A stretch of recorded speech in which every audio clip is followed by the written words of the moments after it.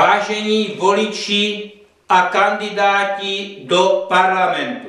Dear voters and candidates for parliament. Dnes je třeba vytýčit program záchrany před plánovanou autogenocidou Ukrajiny. Today it is necessary to set out a rescue program which will save Ukraine from planned auto-genocide.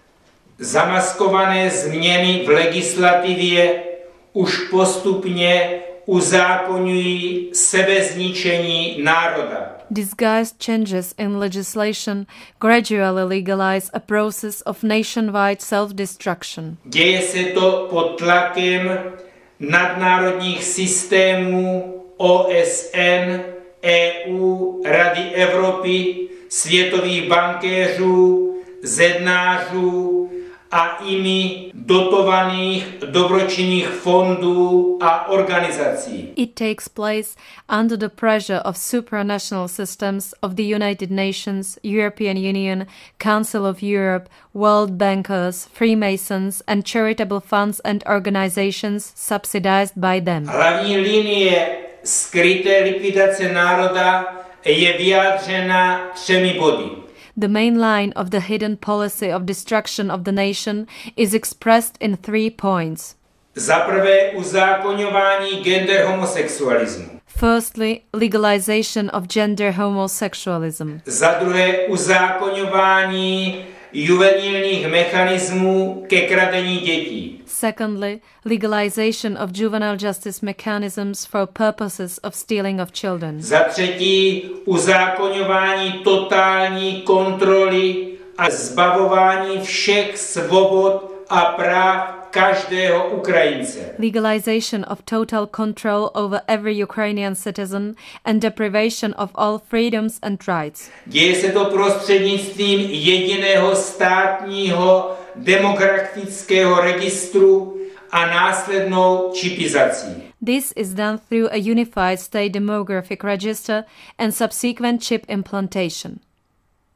Byzantský katolický patriarchát proto dnes, 26. října 2012 ve Lvově, vyhlašuje chartu základních hodnot Ukrajiny. Therefore today, on the 26th of October 2012 in Lvov, the Byzantine Catholic Patriarchate proclaims the Charter of Fundamental Values of Ukraine. Charta obsahuje The Charter contains za prvé právo na rodinu. the right to a family. Rodinu tvoří otec, matka a děti. The family consists of father, mother and children. Rodiče nesmí být zbaveni rodičovských práv. Parents shall not be deprived of parental rights. Za druhé, právo na výchovu. The right to upbringing.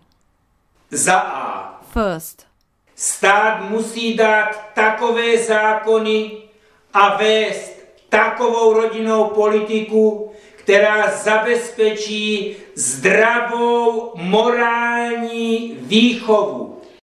the state shall enact such laws and pursue such family policy that ensures a sound moral upbringing.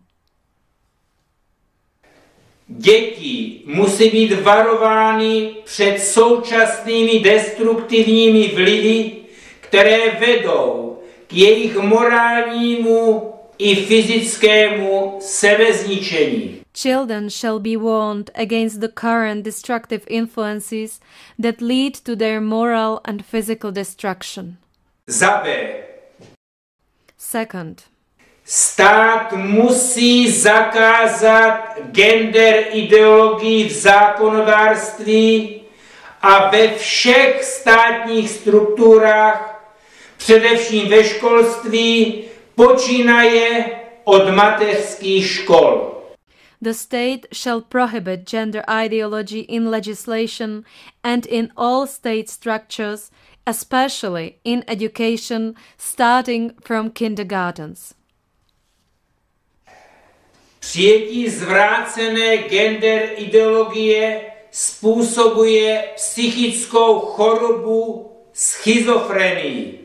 The adoption of a perverted gender ideology causes a mental illness, schizophrenia. Za třetí, právo na bezpečí rodiny ve státě. The right to security of the family in the state. Za A. First, Stát musí zakázat kontrolu nad rodinou takzvanými sociálními službami a orgány péče. the state shall prohibit the control of the family by the so-called social services and care authorities. Tyto orgány ve skutečnosti mapují rodiny s cílem krádeže dětí. These authorities actually survey the families with the purpose of stealing children. Za B. Second, Stát musí zrušit systém takzvaných náhradních rodin. the state shall abolish the system of so-called foster families. Tento systém je ve skutečnosti programovaný biznis odebírání dětí. This system is actually a programmed business for purposes of removal of children. Za C.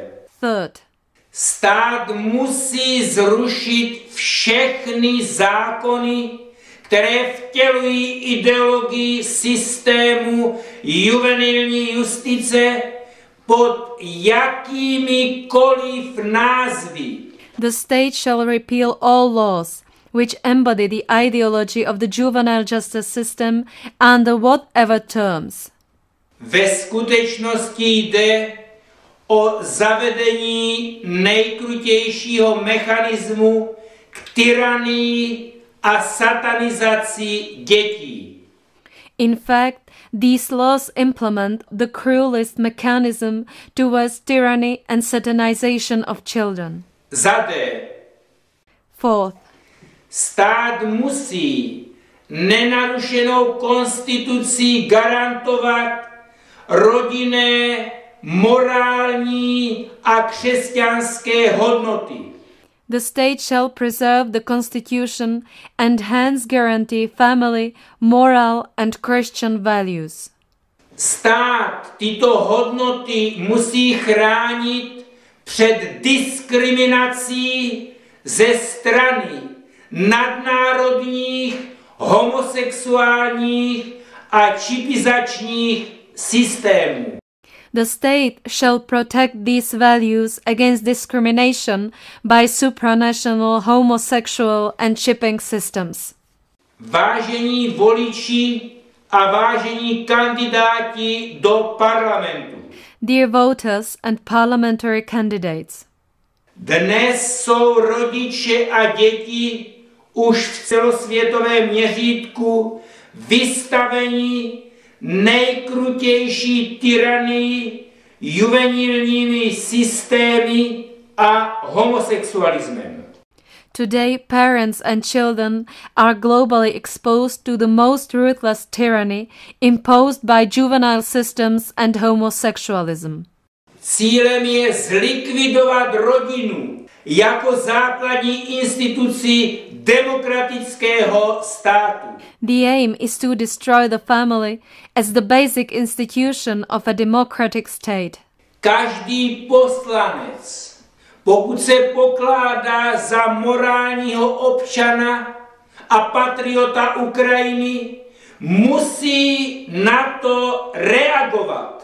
Every member of parliament, supposing he considers himself a moral citizen and patriot of Ukraine, must respond to this. Za základ svého programu proto musí přijat tuto chartu základních hodnot Ukrajiny. And therefore he must adopt this Charter of Fundamental Values of Ukraine as the basis of his program. Charta vyjadřuje nejvlastnější zájem všech občanů. The Charter expresses the best interests of all citizens. Pokud ji poslanec parlamentu nebude respektovat, dostává se do konfliktu zájmů s národem, který reprezentuje. Unless the member of parliament respects it, he gets into a conflict of interest with the nation he represents. V období války je vlastizrádce odsouzen k trestu smrti. During the war, traitors are sentenced to death. V době míru musí být vlastizrádce, který zastává vysoký úřad, degradován a spravedlivě odsouzen podle velikosti viny. In times of peace, traitors who hold high positions must be degraded and justly sentenced according to the degree of guilt. Vážení občané Ukrajiny, Dear citizens of Ukraine, v této historické chvíli může Ukrajinu zachránit jedině Bůh. at this historic moment, Ukraine can be saved only by God. Proto, ať tyto dny každý křesťan dá Bohu slib na 1 rok, že si denně najde čas na 1 hodinu rozhovoru s Bohem v osobní modlitbě.